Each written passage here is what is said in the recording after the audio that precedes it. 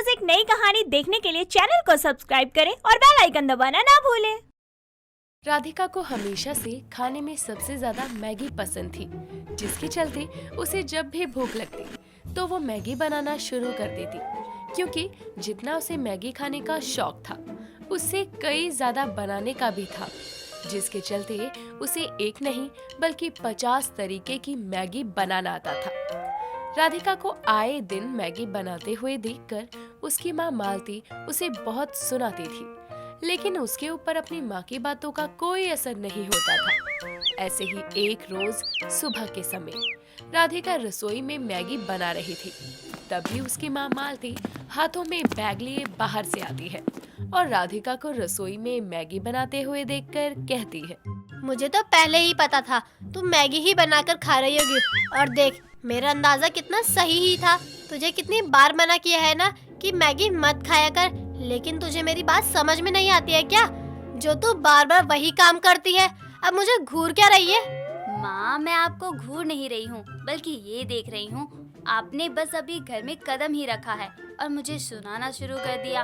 कम से कम थोड़ा एहसास तो ले लेती। क्या करूँ तेरी ऐसी आदत का, जो मुझे बिल्कुल पसंद भी नहीं आती है, इसलिए ना चाहकर बोलना पड़ता है। तू अपनी आदत सुधार लेना, मैं तुझे बोलना छोड़ दूंगी। क्यों खाती है इतनी मैगी?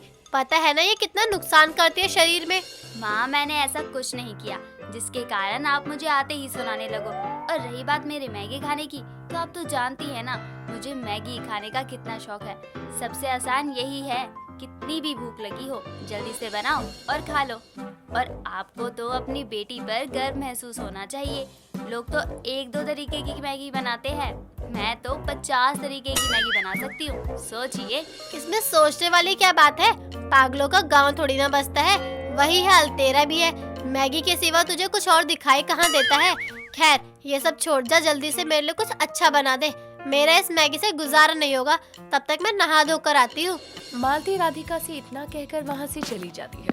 ऐसे ही समय बीतता है। समय के साथ राधिका की हद से ज्यादा मैगी बनाने की आदत कम होने की जगह बढ़ती जा रही थी, जिसे देखकर मालती बड़ा परेशान रहा करती। समय बीतता है। देखते ही देखते राधिका की शादी एक राजेश नाम के लड़के से होती है और वो शादी करके अपने ससुराल आती है। समय बीतता है। तभी एक रोज सभी लोग डाइनिंग टेबल पर बैठकर नाश्ते का इंतजार कर रहे थे। तभी राधिका सबके लिए चाइनीज मैगी लेकर वहां आती है, जिसे देखकर राजेश कहता है, ये क्या है, मॉर्निंग में ही मैगी फिर से? बुरा मत मानना, लेकिन तुम मैगी को ज्यादा नहीं बनाती हो। रोज रोज मैगी कौन खाएगा? क्या राजेश जी, आप भी हमेशा मुझे ही टोकते रहते हैं। और ये मैगी नहीं, चाइनीज मैगी है। आप एक बार टेस्ट तो करके देखिए। अब बनाया ही यही है तो खाना तो पड़ेगा ही, भूखे थोड़ी ना रह सकते हैं। वो क्या है ना, मुझे मैगी कोई खास पसंद नहीं है। मुझे मैदा डाइजेस्ट नहीं होता, और मेरी मानो तो तुम भी मत खाया करो, ना बनाया करो। वैसे बहू, राजेश बेटा बिल्कुल सही कह रहा है। ये मैगी बहुत नुकसान करती है, शरीर को ज्यादा मैदा सही नहीं लगता, और मुझे तो थायराइड है। वैसे ही इसमें इतना वजन बढ़ता है, और इतना मैदा खाऊंगी तो मुझे ज्यादा परेशानी होगी। देखिए, आप लोगों को नहीं खाना है तो मत खाइए, लेकिन मुझे तो मैगी बहुत पसंद है, इसलिए मैं तो खाऊंगी। वैसे तुम रोज रोज मैगी खाकर बनाकर बोर नहीं होती हो, लेकिन हम जरूर हो गए हैं। पता नहीं तुम्हें इस मैदे में क्या दिखाई देता है। जब बीमार पड़ोगी ना तब पता चलेगा। अभी बोर नहीं हो रही हो, तब छोड़ ही दोगी हमेशा के लिए। बोर तो तब होती ना जब एक ही तरीके की मैगी बनाकर खाती। मुझे तो पूरे 50 तरीकों से मैगी बनाना आता है, तो कहाँ से बोर होंगी। और मुझसे तो मैगी देखकर कंट्रोल होता ही नहीं है बिल्कुल भी। राधिका इतना कहकर डाइनिंग टेबल पर बैठकर मैगी खाना शुरू करती है। उसे इस तरह से मैगी खाते हुए देखकर राजेश और मीना अपना सर पकड़ लेते हैं। यूं ही समय निकलता है, लेकिन राधिका की आदतों में सुधार नहीं था। वो खाने के नाम पर आए दिन अलग अलग तरह की मैगी बनाती, जिससे उसके ससुराल वाले बहुत परेशान हो चुके थे। ऐसे ही थोड़ा समय और बीतता है। तभी एक रोज शाम के समय राजेश अपने कुछ दोस्तों के साथ ऑफिस से घर आता है और राधिका से कहता है, राधिका, ये मेरे कुछ दोस्त हैं, काफी टाइम बाद घर आए हैं। प्लीज इनके लिए कुछ नाश्ते पानी का इंतजाम करो। जी मैं अभी लेकर आती हूँ, आप चिंता मत करिए। मैं आपके दोस्तों की खातिरदारी में कोई कमी नहीं रखूंगी। इतना तो मुझे विश्वास है तुम्हारे ऊपर। और प्लीज कुछ अच्छा नाश्ता बनाना, ताकि ये लोग भूल ना पाएं। बिल्कुल, आप लोग बैठिए, मैं अभी आती हूँ। राधिका इतना कहकर वहाँ से चली जाती है और राजेश अपने दोस्तों के साथ हॉल में बैठकर बातें करने लगता है। थोड़ी देर बाद राधिका सबके लिए बहुत तरह की मैगी जैसे चीज मैगी, टोमेटो मैगी, सूपी मैगी, पंजाबी तड़का, ग्रेवी मैगी लेकर आती है। तभी राजेश के दोस्तों में से एक अक्षय नाम का दोस्त हंसते हुए कहता है, अरे भाभी जी, ये क्या है? आप कहीं मैगी की दुकान लगाने जा रही हैं क्या, जो इतनी सारी मैगी लेकर आई हैं? ऐसा तो कुछ नहीं है, ये सब मैं आप लोगों के लिए ही लाई हूँ। इवनिंग में मैगी से अच्छा तो कोई नाश्ता हो ही नहीं सकता। ये तुम्हें लगता है ना, जरूरी नहीं है ना कि जो तुम्हें ठीक लगे हमेशा वही सही हो। जब तुम्हें कुछ बनाने को कहो तुम मैगी ही बनाने लगती हो। तुम्हें 50 तरह की मैगी बनानी क्या आती है? तुम तो मैगी खिला खिला कर ही हमारी जान ले लोगी। माना मैं रोज मैगी बनाती हूँ, लेकिन फ्लेवर तो अलग होते हैं ना, टेस्ट तो अलग होता है। लेकिन यार ये है तो मैगी ही ना, चाहे कैसे भी बनाओ। और मैंने तुम्हें पहले ही बहुत बार समझाया कि हमारे घर में इतनी मैगी कोई नहीं खाता। फिर चाहे तुम उसे 50 तरीके से बनाओ या 100 तरीके से, मुझे नहीं पसंद। राजेश राधिका को इतनी सारी मैगी बनाने के चलते सुना रहा था कि उसकी आवाज सुनकर उसकी माँ मीना वहाँ आती है और उसे अपने दोस्तों के सामने अपनी बीवी पर गुस्सा करते हुए देखकर उसके पास जाकर कहती है, बेटा ये क्या तरीका है अपने दोस्तों के सामने अपनी बीवी से बात करने का? क्या हुआ, क्यों गुस्सा कर रहा है बहू के ऊपर? माँ गुस्सा ना करूँ तो क्या करूँ? आपकी बहू को 50 तरीके की मैगी बनानी आती है, इसीलिए ये अपने घर वालों के लिए तो मैगी बनाती ही रहती थी। हमें तो मैगी खिला खिला कर ही मार रही थी, अब बाहर वालों के लिए भी यही कर रही है। इसको चाय नाश्ता लाने के लिए बोला था मैंने, और ये मैडम तो मैगी की दुकान खोल कर ही बैठ गई। कोई बात नहीं, ये बात तो तू बहू को आराम से भी समझा सकता था ना। ऐसे बाहर वालों के सामने गुस्सा करना ठीक नहीं। आंटी जी, मैं भी इसे यही समझाने की कोशिश कर रहा हूँ, लेकिन ये एक बार गुस्सा हो जाता है, उसकी बात किसी की नहीं सुनता। और भाभी जी, आप प्लीज मेरी बातों का बुरा मत मानिएगा, लेकिन राजेश का भी गुस्सा करना ठीक है। माना आपको 50 तरीके से मैगी बनाना आता है, लेकिन आप ही सोचिए ना, एक ही चीज को हम रोज कैसे खा सकते हैं? हाँ बहू, अब तुम ही बताओ, जो चीज तुम्हें नहीं पसंद अगर वही चीज तुम्हें रोज खाने को दे कोई, तो क्या बताओ तुम खाओगी? फिर चाहे वो हम किसी भी तरीके से बनाएं, लेकिन तुम नहीं खाओगी। उसी तरह से तुम मैगी को चाहे 50 तरीके से बनाओ या 100, लेकिन हमसे नहीं खाई जाएगी। और ये अभी नहीं पता चल रहा, लेकिन आगे चलकर तुम्हें बहुत परेशानी हो जाएगी अगर तुम ऐसे ही मैगी खाती रही तो। हम तुम्हारे कोई दुश्मन नहीं है जो तुम्हारे लिए कुछ गलत करेंगे। तुम्हें कोई नुकसान ना हो इसीलिए पहले ही समझा रहे हैं। तरीका कोई भी हो, लेकिन सब तुम्हारी तरह नहीं होते जो रोज एक ही चीज खा सके। मैं तो बिल्कुल भी नहीं हूँ। तू बहू को समझा रहा है या सुना रहा है? बहू तो इसकी बात का बुरा मत मान, लेकिन एक बार तू खुद सोच कर देखियो, उसके बाद तुझे खुद समझ में आ जाएगा। किसी को तुझे समझाने की जरूरत भी नहीं पड़ेगी। सभी लोगों की बात सुनकर राधिका को अपनी गलती का एहसास होता है और उसे सभी लोगों की बात सही लगती है, जिसके बाद वो सभी से अपनी गलती की माफी मांगती है और अपनी आए दिन अलग अलग तरह की मैगी बनाने की आदत को सुधारने की कोशिश का भी वादा करती है। अंकिता एक बहुत ही चुलबुली और समझदार लड़की थी। वो सभी लोगों का बहुत ख्याल रखा करती थी। एक दिन उसकी शादी समीर से हो जाती है, पर शादी के कुछ दिनों बाद ही उसके पति समीर का कार एक्सीडेंट हो जाता है,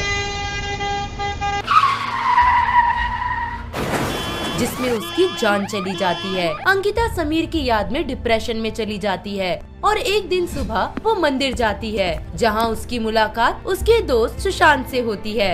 हेलो अंकिता, कैसे हो? अरे सुशांत, तुम यहाँ कैसे? अरे मैं तो माता रानी के दर्शन के लिए आया हूँ। तुम तो ट्रेनिंग पर गए थे ना? मेरी ट्रेनिंग कब की पूरी हो गई, अब इसी शहर में पोस्टिंग है। बहुत बढ़िया, नाइस टू सी यू। मुझे भी बहुत खुशी हुई तुमसे मिलके। इतने साल बाद अपने दोस्त को देख के उदास अंकिता के चेहरे पे मुस्कुराहट आ जाती है। तभी वहाँ उसकी सास ललिता उसे ऐसे किसी अजनबी से हंस हंस के बात करते देख गुस्से से तिलमिला जाती है और उसे वहीं सबके सामने सुनाने लगती है। हाय हाय राम, कैसा वक्त आ गया है। अरे बहू, घर की लाज शर्म सब बेच खाई है क्या? सासू माँ, आप यहाँ? ये वो मेरा दोस्त है सुशांत। अच्छा, बहुत याराना लगता है।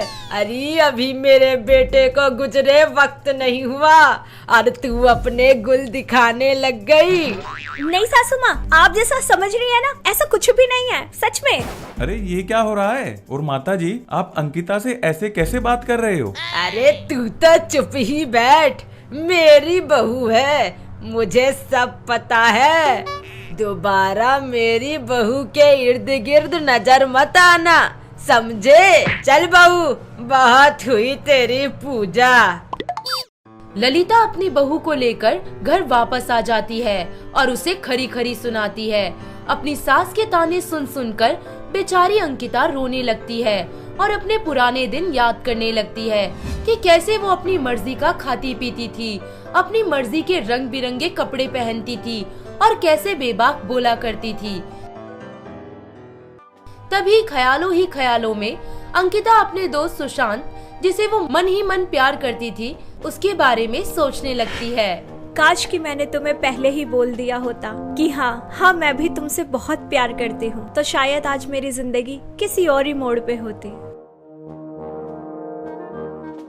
तभी अचानक उसकी सास बोलती है, अरे ओ नागन, वहाँ चुपचाप खड़ी ही रहेगी कि घर के काम भी निपटाएगी? ये मगरमच्छ के आंसू बाद में बहा लियो। अपनी सास ललिता के ताने सुनकर अंकिता उदास हो जाती है और फिर अपने कामों में व्यस्त हो जाती है। वहीं दूसरी ओर उसका दोस्त सुशांत अंकिता की हालत देख के बहुत दुखी होता है और वो सोचता है कि कैसे अंकिता के हालात को सुधारा जाए। इसी सिलसिले में एक दिन वो अपनी और ललिता की कॉमन फ्रेंड दीपाली से बात करता है। हाय दीपाली। हेलो सुशांत, मैं तो ठीक हूँ, तुम सुनाओ, वो मंदिर में क्या बवाल हो गया तुम्हारे और अंकिता के बीच? अच्छा, तो तुम्हें भी पता चल गया? यार, जरा सी बात का बतंगड़ बना दिया अंकिता की सास ने। हाँ, वैसे बहुत बुरा हुआ अंकिता के साथ। जब से विधवा हुई है, उसकी सास ने तो उसका जीना हराम कर दिया है। हाँ यार, मुझे भी बहुत बुरा लग रहा है। काश मैं अंकिता के लिए कुछ कर सकता। काश अंकिता, उस दिन तुमने मुझे हाँ कर दी होती तो आज कुछ और ही होता। अरे तुम क्या करोगे? वो विधवा है, उसकी जिंदगी से तो मानो खुशियों के रंग ही चले गए, ना जाने क्या होगा उसका। दीपाली, मैं अंकिता की जिंदगी में खुशहाली ला कर ही रहूंगा। सुशांत मन में सोच लेता है कि अब वो अंकिता को और दुखी नहीं रहने देगा। वो उससे शादी करेगा और उसकी जिंदगी में खुशियों के रंग वापस भर देगा। इसी ख्याल से वो एक दिन मंदिर जाता है, जहाँ पर दोबारा अचानक उसकी मुलाकात अंकिता से हो जाती है। अंकिता उसे देख के मुंह फेर लेती है। अंकिता, मुझे तुमसे अर्जेंटली बात करनी है, बहुत इम्पोर्टेंट है, मना मत करना। सुशांत, तुम समझते क्यों नहीं? मुझे कोई बात नहीं करनी है तुमसे, तुम प्लीज यहाँ से चले जाओ। किसी ने देख लिया ना तो खामखा कलेश हो जाएगा। अंकिता, मैं तुमसे शादी करना चाहता हूँ और तुम्हें खुश देखना चाहता हूँ। बस, अब एक और शब्द नहीं सुनूंगी मैं। तुम जानते भी हो तुम क्या कह रहे हो, तुम्हें समझ नहीं आता। मैं एक विधवा हूँ, विधवा। तभी अचानक फिर से अंकिता की सास वहाँ पहुँच जाती है।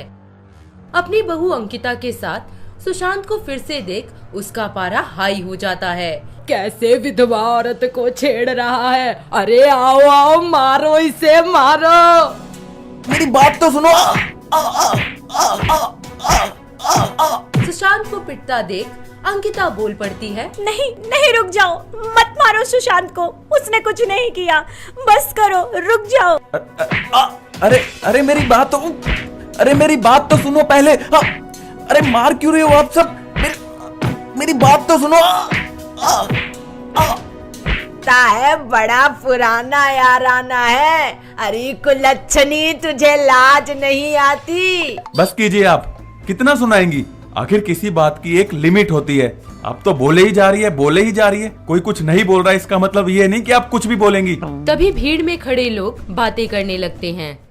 अरे ये विधवा तो परसों बाजार में रंगीन दुपट्टे देख रही थी, इसको तो बिल्कुल भी लाज नहीं है। अरे सुनो, ये विधवा बड़ी चटोरी है, मैंने तो इसे गोलगप्पे खाते देखा था, जरा सी लाज नहीं है इसमें। अरे देखो तो इस विधवा को, कैसे हंस हंस के बात कर रही है, जरा सी लाज भी नहीं बची। छी। अंकिता अपनी सास ललिता भीड़ में जमा लोगों के ताने और अपनी इस बेरंग जिंदगी से तंग आकर अपने अंदर दबा हुआ सारा दर्द अपने सवालों से बयां करने लगती है। वो सबसे कहती है कि हाँ आती है लाज, पर आज इस लाज के बंधन को तोड़कर मैं आप सबसे पूछना चाहती हूँ कि क्या एक विधवा को खुश रहने का हक नहीं है? क्या उसकी जिंदगी में रंग नहीं हो सकते? क्या वो अपनी पसंद का कुछ खा भी नहीं सकती? क्या वो दोबारा शादी नहीं कर सकती? आखिर ये सारे बंधन एक विधवा के लिए ही क्यों बनाए? आखिर मेरी गलती ही क्या थी? बस कर अंकिता बेटा, मुझे माफ कर दे। समाज क्या कहेगा, इस डर से मैंने तुझे बहुत दुख दिए, तेरी खुशियों को दबा कर रखा। मुझसे बहुत बड़ी भूल हो गई। नहीं माँ जी, आप माफी मत मांगिए, मैं आपसे बिल्कुल भी नाराज नहीं हूँ।